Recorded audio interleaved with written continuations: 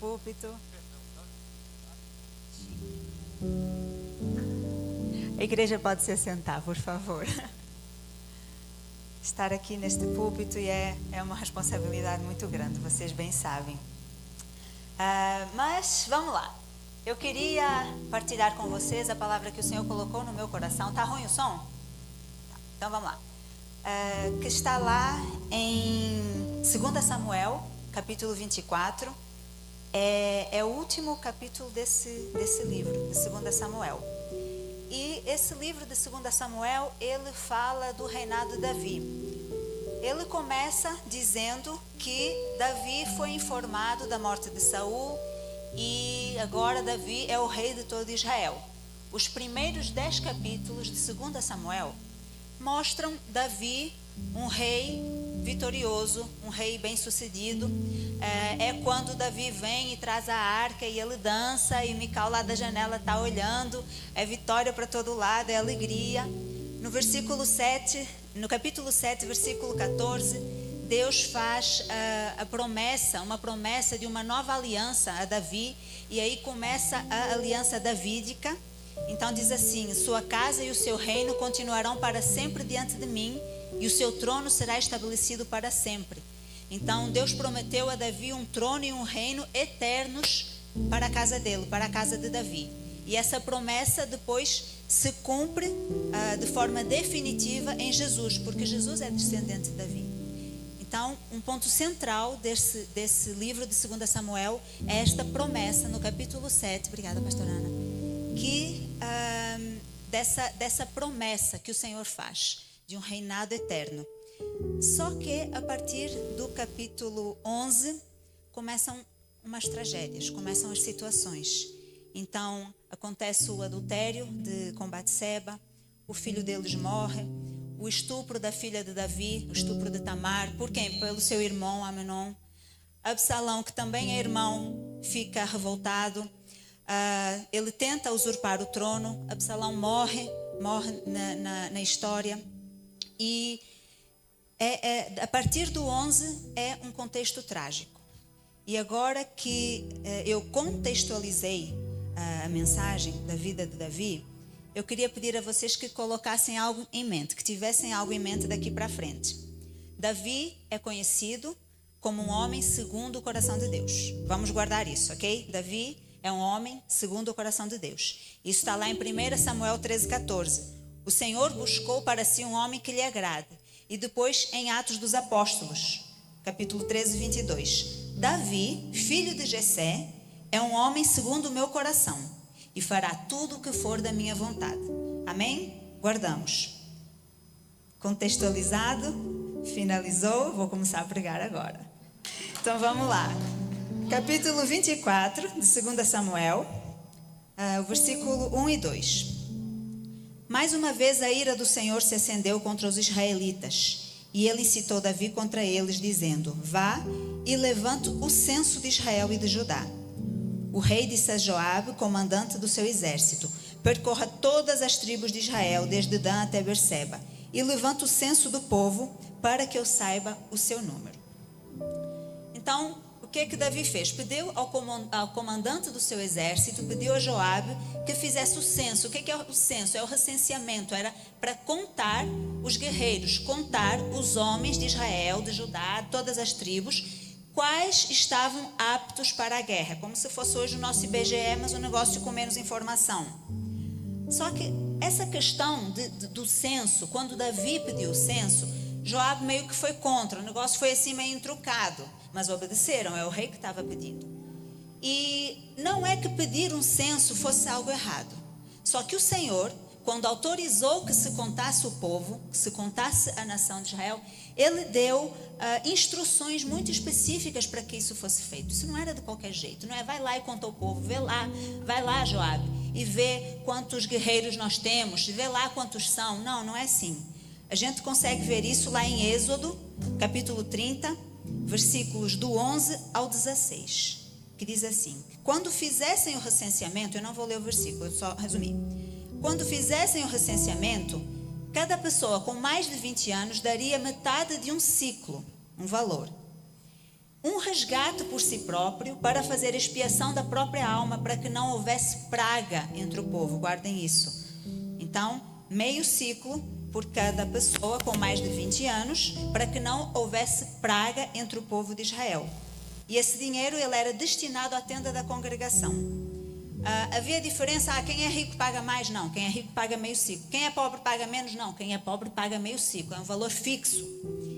E esse valor ele mostrava, era um testemunho da dependência do povo de Israel, dependência ao Senhor. Então, esse povo, querido pelo Senhor, dependia totalmente dele. Quando Davi pediu esse censo, sem pedir o valor, deu a entender o quê? Eu não sou dependente. Nós não dependemos do Senhor. Tinha problema pedir o censo? Não, mas eu tinha que pedir da forma certa. Estava lá instruído na lei de Moisés. Não tinha problema pedir o censo, mas tem problema pedir o censo da forma errada. Então, ele estava confiando no Senhor? Não. Davi aqui inclinou o coração. Ele estava confiando no poderio militar do seu povo. E aí mora o perigo. O perigo é quando a gente acha que a nossa posição nos libera de tomar algumas atitudes e esse lugar de orgulho nos leva a um lugar muito perigoso. Há coisas que para os outros até funcionam, mas para quem é de Deus não funciona. Então, para o rei de Israel acumular o mesmo tipo de poderio militar comum aos outros reis, aos reis pagãos, era o mesmo que repudiar a supremacia de Deus. Então, Davi estava colocando de lado a dependência de Deus. Só que Israel não era como os outros povos. Israel vencia porque o Senhor estava com eles. Israel tinha o Senhor dos exércitos ao lado dele. É um povo especial. Davi não precisaria nunca fazer a coisa do jeito que ele fez. E tem uma coisa bem interessante lá em 1 Samuel 17:45. Se vocês puderem projetar, 1 Samuel 17:45. Então, Davi aqui, mais para o final da carreira, pediu o censo. O censo para quê? Para ver, deixa eu ver aqui os meus guerreiros, como é que está.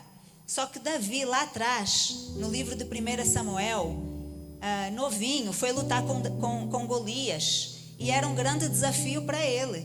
E olha o que ele disse a Golias: tu vens contra mim com espada, com lança e com escudo, mas eu vou contra ti em nome do Senhor dos Exércitos. Davi começou bem. Ali, Davi tinha lutado com o leão, Davi tinha lutado com o urso, lá enquanto cuidava das ovelhas do pai dele. Mas quando ele se apresentou ali à sociedade, porque essa história, gente, estava lá no meio do mato, estava lá com as ovelhas. Mas quando ele se apresentou diante do exército de Saul, quando tinha aquele homem, aquele gigante, 40 dias instigando o povo: cadê o guerreiro? Cadê o guerreiro? Ninguém vai lutar comigo. Que Davi deu um passo. Ele não foi por ele não foi com a armadura de Saul, ele sequer vestiu a armadura. Ele foi no nome do Senhor dos Exércitos. E agora, esse mesmo Davi, que já passou por tanta coisa, final de carreira, resolveu fazer um censo para saber quantos guerreiros ele tinha, como se Israel, como se alguma vez na vida ele dependesse da força dos homens.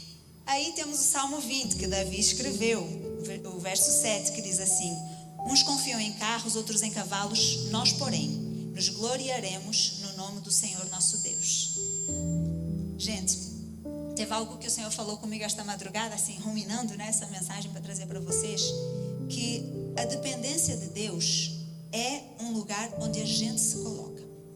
Só nós podemos nos colocar nesse lugar de dependência.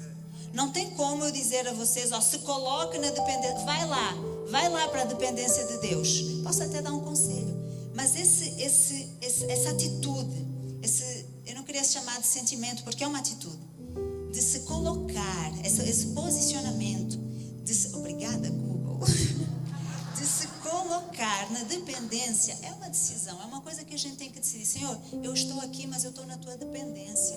Senhor, eu não tenho, não posso, não sei, mas tu podes, mas tu és Senhor e Deus. E a presença do Senhor sempre é uma garantia de vitória. A nossa confiança é nas promessas de Deus, a proteção vem do Senhor, e Ele sempre foi e será suficiente. Ele sempre foi e será suficiente, porque Ele não muda. Ele não muda, Ele nunca mudou. De eternidade a eternidade, Ele é Deus. Só que agora Davi está mais maduro. Passou por um tanto de problemas, já estamos no final do livro de 2 Samuel. E ele resolveu, ali, por breves momentos, confiar na capacidade do seu exército. Joabe foi lá e contou o povo. Chegou o número, 9 meses e 20 dias depois, Joabe concluiu o recenseamento. Foi muito tempo, não foi por causa da viagem, foi por causa do ato em si, de contar as pessoas. Veredito final: 800 mil homens de guerra em Israel, 500 mil em Judá. Muita gente. Só que, no versículo 10 desse capítulo 24, diz assim que o coração dele pesou. Eu vou ler aqui. Depois de haver recenseado o povo, Davi ficou com dor no coração. Ele disse ao Senhor: cometi um grande pecado ao fazer o que fiz. Mas agora, ó Senhor, peço-te que perdoes a iniquidade do teu servo, porque fiz uma grande loucura. O interessante de Davi, gente, tudo bem, ele fez o censo, pediu o censo, deu lá, recebeu o número. Quando ele recebe a informação, o coração dele já pesa. Quando ele recebe a informação de Joabe: são tantos, você tem esses guerreiros aqui, o coração dele já se entristece, já fica contrito. E essa é uma das qualidades mais admiráveis desse homem, porque ele é ligeiro. Ele é ligeiro em reconhecer quando ele falha, quando ele erra. Ele não fica dando lugar ao orgulho. Mas eu queria saber, eu tinha curiosidade. Não, é papum. Errei, Senhor, me perdoa. Não era assim. Eu me humilho diante de Ti. Eu me humilho diante da Tua poderosa presença. Eu falhei. Gente, isso é um negócio que Deus gosta. Porque a gente pode errar, a gente erra, a gente pode errar. A questão é a facilidade, é a rapidez, é aquele clique que a gente tem que ter para se arrepender. Gente, porque errar é fácil demais. Agora, esse posicionamento de dizer: opa, está errado aqui, mas eu vou voltar bem aqui atrás onde eu errei e eu vou corrigir. Eu vou voltar bem aqui, onde é que foi que eu caí? Deixa eu ver, foi aqui que eu caí. Então, a partir daqui, Senhor, eu quero uma nova história contigo. O Salmo 51 também foi Davi que escreveu. E diz assim no verso 17: os sacrifícios para Deus são o espírito quebrantado. A um coração quebrantado e contrito não desprezarás, ó Deus. Davi, ele tem relacionamento com Deus. Ele conhece Deus intimamente. E é esse conhecimento íntimo que ele tem do Senhor que o faz chegar a essas viradas tão rapidamente. Que ele diz assim: eu errei, mas o Senhor é bondoso. Eu errei, mas o Senhor é misericordioso. Eu errei, mas o Senhor está pronto em me perdoar. Grandes são as suas misericórdias, se renovam a cada manhã. Ouçam isto. Davi não era perfeito, mas ele era rápido. Ele era rápido em ouvir. Ele era rápido em sentir. Ele sentiu aqui, o coração dele pesou. Ele era rápido em quebrantar e ele era rápido em voltar para o trilho. Desviou várias vezes. Caiu, errou várias vezes. Mas de todas as vezes, ele voltou para o lugar que o Senhor queria que ele estivesse. Ele se arrependeu, ele pediu perdão e ele continuou a missão. Porque Deus, ele não procura perfeição. Não tem nenhum perfeito aqui, inclusive eu. Não tem. Só que nós temos uma prontidão. Nós estamos prontos para o que o Senhor quer fazer. Esta igreja está pronta. É perfeita? Não é. A gente é cheio de defeitos. Mas nós estamos disponíveis, nós estamos prontos. Há pessoas que pecam tanto quanto Davi, ou mais ou menos, só que demoram muito para reconhecer, demoram muito para se arrepender. Aí de repente aquele pecado vira uma iniquidade, demora para admitir, demora para confessar. Meu irmão, não demore não demore, que toda a sua demora é um atraso para o que Deus quer fazer, o que Deus quer fazer. Davi nos ensina: o que separa reis de ruínas é a velocidade do arrependimento. Vou repetir: o que separa reis de ruínas é a velocidade do arrependimento. Porque Deus, ele resiste ao soberbo, mas ele dá graça ao humilde. Amém. E Deus não resiste a quem se humilha. Deus gosta daqueles que se entregam, daqueles que se dão. Voltando ao texto, esta parte aqui é complicada, eu peço atenção. Na manhã seguinte, Deus manda o profeta Gade a Davi para que ele escolha um de 3 castigos. Então está assim, no versículo 12. Vá e diga a Davi, assim diz o Senhor, eu lhe ofereço 3 opções. Quantas opções? 3 opções. Escolha uma delas para que eu execute contra você. Aí vamos para o 13. Você quer 7 anos de fome na sua terra, 3 meses fugindo dos seus inimigos que vão persegui-lo, ou 3 dias de peste na sua terra? Decida agora e diga que resposta devo dar ao que me enviou. Então são 3 opções. O Senhor deu 3 opções. Primeira, 7 anos de fome. Segunda, 3 meses fugindo dos inimigos. Terceira, 3 dias de peste na terra. Vocês veem que o tempo diminui, né? 7 anos, 3 meses, 3 dias. Fome, fugir dos inimigos, peste. E Davi respondeu assim: estou em grande angústia, porém caiamos nas mãos do Senhor, porque muitas são as suas misericórdias. Davi conhece o Senhor. Mas nas mãos dos homens não caia eu. Daqui já tira a segunda, né? A segunda opção. Qual era a segunda opção? 3 meses fugindo dos seus inimigos. Davi conhece muito bem o que é ser perseguido. Davi, grande parte da sua vida, ele foi perseguido por Saul. Ele sabe o que é ter muitos inimigos no encalço dele. Ele sabe o que é fugir, se esconder nos vales, nas montanhas, nas grutas. Ele sabe o que é isso. Só que ele também sabe que o coração do homem é terrível, o coração do homem é duro, mas o coração do Senhor é diferente, o coração do Senhor é misericordioso, e Davi estava contando com essa misericórdia. Então ele cortou a segunda opção, ele disse assim: eu na mão dos homens nem pensar, eu vou para as mãos do Senhor, eu vou para as mãos de Deus. Então 7 anos de fome, primeira opção, ou 3 dias de peste, terceira opção. A segunda foi embora, nada de mãos dos homens. Tem uma coisa que me chamou muita atenção aqui, que era o quê? Essa questão dos 7 anos de fome, na primeira opção, quando a gente vai um pouquinho para trás, lá no capítulo 21, fala que houve 3 anos de fome em Israel. Israel passava por 3 anos de fome, e isso no versículo 21, eu voltei aqui no texto, porque aí Davi foi consultar ao Senhor: Senhor, mas por que essa fome na terra? 3 anos, faltando comida. E o Senhor falou: foi por causa dos gibeonitas que Saul matou. Foi o sangue que Saul derramou dos gibeonitas, e eu sou um Deus de justiça. Então Israel já tinha passado por 3 anos de fome, e agora a proposta eram 7 anos de fome. Eu creio que isso aqui sou eu conjecturando, tá, gente? Bem, já tive fome ali, mais 7 anos.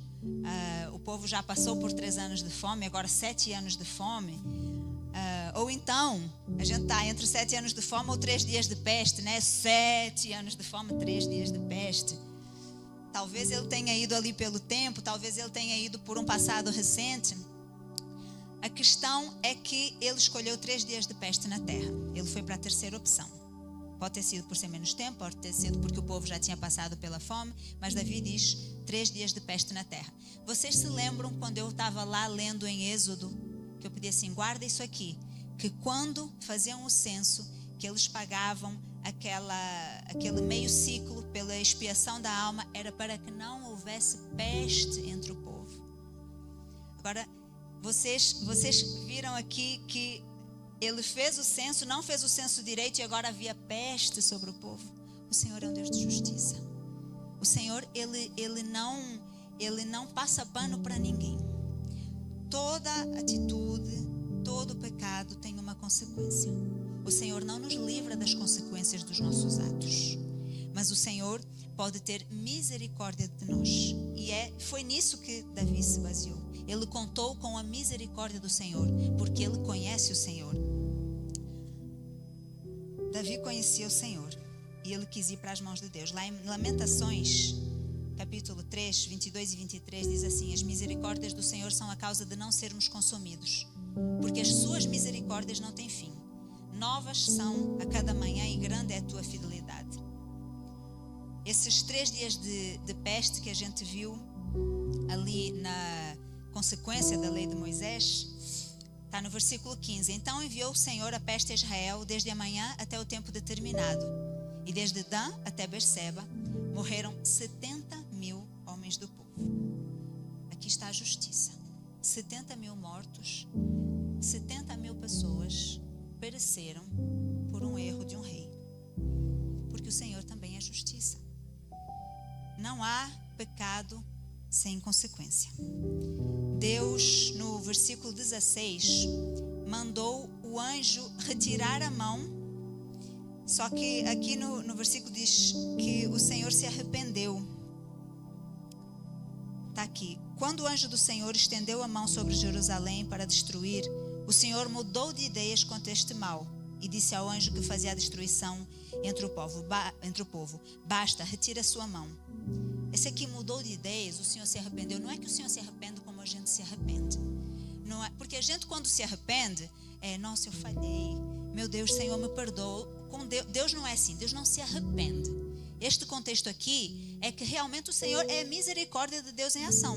Não é que Deus se arrependeu, Deus, matei 70.000, nossa, o que é que eu fiz? Não, nem pensar.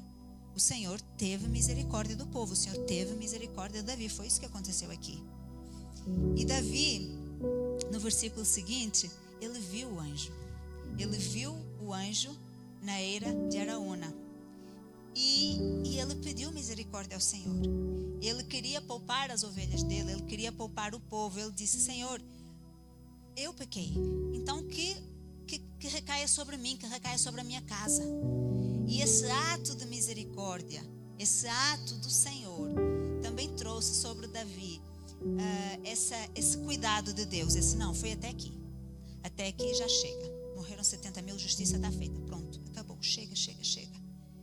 A peste cessou, o anjo parou a matança. E aí, novamente, o profeta Gad vai ao encontro de Davi para que fosse levantado um altar ao Senhor nessa mesma eira de Araúna, onde o anjo estava, onde Davi viu o anjo. E aí, quando o profeta fala para Davi levantar um altar, gente, lembrem-se, Davi é ligeiro, Davi é na hora, é missão dada, missão cumprida. Ele já vai falar com Araúna: vou levantar um altar aqui, eu quero comprar essa eira, eu quero comprar os bois para o holocausto, eu quero comprar tudo que eu preciso. E Araúna diz assim: não, rei, deixa que eu vou te dar tudo que você quer. Então eu vou te dar a junta de bois, tome e ofereça o bem que quiser. Então aqui os bois para o holocausto, o debulhador de cereais, a canga dos bois para a lenha, tudo isto, ó rei, eu te ofereço. E aí Davi dá uma das respostas assim mais tremendas, mais assim fortes, mais conhecidas da Bíblia, que é assim: não oferecerei ao Senhor holocaustos que não me custem nada. Ele era rei, ele podia ter tudo ali de graça, ele já estava lá, sabem? Poderia, mas o coração dele é sério, o homem é sério. Então não oferecerei ao Senhor nada que não me custe. Nós também, gente, a gente não pode dar ao Senhor, não pode fazer nada de qualquer jeito, porque a gente serve a um Deus que é perfeito, que Ele é excelente, que Ele é grande, que Ele é poderoso. Nada para o Senhor pode ser: faz aí, tá bom, segue. Não pode ser assim. Ele era um rei de excelência, ele fez questão de pagar. O dinheiro, era uma questão, o dinheiro? Para o Senhor, dinheiro não é questão. Porque o Senhor, Ele é o dono de tudo, de todo o ouro, de toda a prata que tem neste mundo, do céu. Não é uma questão de valores, é uma questão de princípios. E é aqui que está a virada, presta atenção. O altar só é altar quando existe sacrifício. O altar só é altar quando é pago um preço. Um preço de dinheiro? Não. Talvez aqui foi necessário. Eu estou a falar de um preço de sacrifício. O sacrifício toca o céu quando toca no nosso conforto. o sacrifício toca o céu quando toca no nosso conforto. Não existe sacrifício ali no nosso lugar confortável, na nossa cama, deitadinhos, dormindo. Não existe sacrifício que não me custe nada, que não me custe sono, que não me custe tempo, que não me custe alimento, que não me custe, no caso do jejum, né? Que não me custe oração. Não existe um sacrifício que não custe nada. Se não está custando, então está fazendo errado. Tem que custar alguma coisa, porque o que não custa não transforma. Se não custa, não transforma. Se não dói, não transforma. A dor é um dos maiores, vou chamar carros porque está-me faltando a palavra, um dos maiores meios de mudança que o Senhor se usa. O Senhor usa a dor para nos moldar, o Senhor usa a dor para nos transformar. O que Davi disse aqui, com essa palavra, quando ele respondeu a Araúna, não, eu não vou dar ao Senhor o que não me custa nada. Ele está a dizer assim, eu não vou servir a Deus de qualquer jeito. Eu não vou servir a Deus com o que é teu, eu vou servir com o que é meu. Com o que é teu você serve, eu vou servir com o que é meu. Lá na luta, lá atrás, Davi também não foi para a guerra com a armadura de Saul. Saul, essa é tua armadura. Eu vou com as minhas armas de guerra. Saul ia com as dele. E eu também não vou servir ao Senhor com a fé do Saulo. Eu tenho que ir com a minha fé. Não é a fé dele que vai me salvar, é minha fé. Não é o sacrifício dele que vai me ajudar a avançar. Não, tem que ser o meu sacrifício, porque o Senhor requer de cada um de nós. Ele não vai adorar com aquilo que não lhe custa. E sacrifício é aquilo que me fere. Traz dor, me fere, me muda, me transforma. Porque o reino, ele não é movido por conveniências. O reino, ele é movido por renúncias. O reino dos céus não é movido por conveniências. Seria muito conveniente para Davi, tá bom, Araúna, vou pegar aí as tuas coisas, vou pegar os teus bois, vou pegar a tua lenha, vou pegar a tua eira, que ele também comprou a eira, vou pegar a tua terra, tudo de graça. Não é conveniência. Tem que haver um sacrifício, tem que haver uma renúncia. No Antigo Testamento, o fogo só desce onde existe sacrifício. Existe sacrifício, existe alguma coisa lá para queimar, o fogo desce. No Novo Testamento, que é o nosso tempo, a graça só transborda onde existe entrega. Tem que haver uma entrega. A gente não vai chegar ali fora, roda mesmo ao Senhor.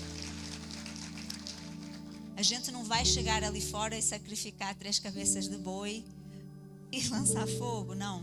Hoje a gente vive num tempo da graça, o tempo da graça, o sacrifício de Jesus na cruz, a morte pelos pecados, nos deu um relacionamento nunca visto antes. Foi algo inédito que o Senhor fez, nos deu relacionamento, nos deu acesso. Hoje nós temos acesso, hoje nós vivemos pela graça, e essa graça transborda onde existe entrega, onde eu me dou, onde eu me sacrifico, onde eu lanço sobre a cruz. É aí que existe graça, é aí que a graça transborda. É quando eu me humilho, é quando eu digo, Senhor, eu não posso, não sei, não tenho, mas Tu és o grande. E gente, nesta manhã, eu declaro sobre vocês um tempo que vocês vão voltar a esse altar de Araúna, o lugar onde a oferta tem um peso, o coração tem um preço, e a carne perde e o Espírito vence. A nossa carne está derrotada. A nossa carne, pelo sangue de Jesus, a gente mata todos os dias para que o Espírito prevaleça, para que o Espírito tome conta. São as ações do Espírito e não as ações da carne. Existe uma medida de glória quando a gente oferta ao Senhor algo que realmente nos custa, algo que realmente nos dói. Existe uma medida de glória para esse tipo de atitudes. Algo que confronta o orgulho, confronta a vontade, confronta o tempo, o ego, a agenda, o nosso direito. Vocês já viram isso? Mas eu estou no meu direito. Não, eu vou fazer isso aqui, que isso aqui é o meu direito, eu quero o meu direito. às vezes a gente abre mão do nosso direito também.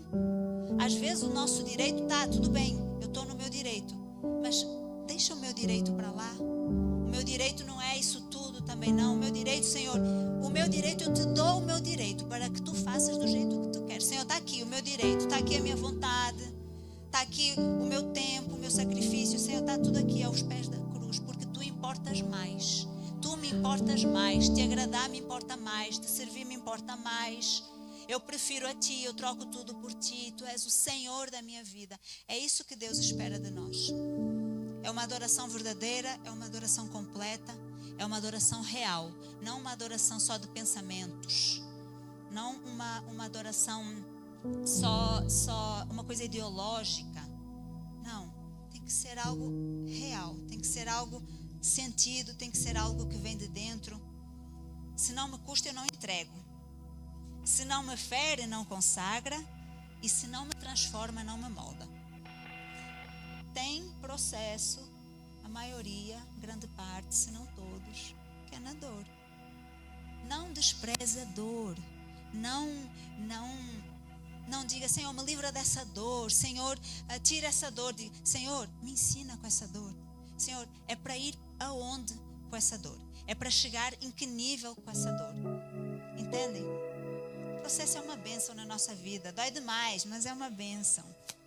Eu já estou a caminhar para o fim, de verdade. Mas lá em 2 Crônicas, capítulo 3, o primeiro versículo diz assim: E começou Salomão a edificar a casa do Senhor em Jerusalém, no Monte Moriá, onde o Senhor aparecera a Davi seu pai, no lugar que Davi tinha preparado na eira de Ornã, o Jebuseu. Vou explicar este versículo. Essa eira de Araúna que Davi comprou, que Davi levantou o altar ao Senhor, comprou a eira, comprou os bois, comprou tudo que ele precisava ele comprou. Nessa eira que Davi comprou, Salomão, anos mais tarde, construiu o templo. Vocês veem como isso aqui é forte? A eira que lá atrás Davi comprou, Davi viu o anjo que matou os 70.000, o anjo que veio trazer justiça. Naquela mesma eira que Davi levantou um altar, Salomão construiu o templo. O lugar onde o altar foi levantado se tornará referência para as próximas gerações. O lugar que o altar foi levantado se tornará referência para as próximas gerações. O que eu sacrifico hoje, o que eu entrego hoje, o que eu renuncio hoje, será o ponto de partida das próximas gerações. Aquilo, a batalha que eu venço hoje, a batalha que o inimigo não me pega hoje, a batalha que eu avanço hoje para minha filha, ela já vai começar dali, ela já vai começar na frente. E o oposto também.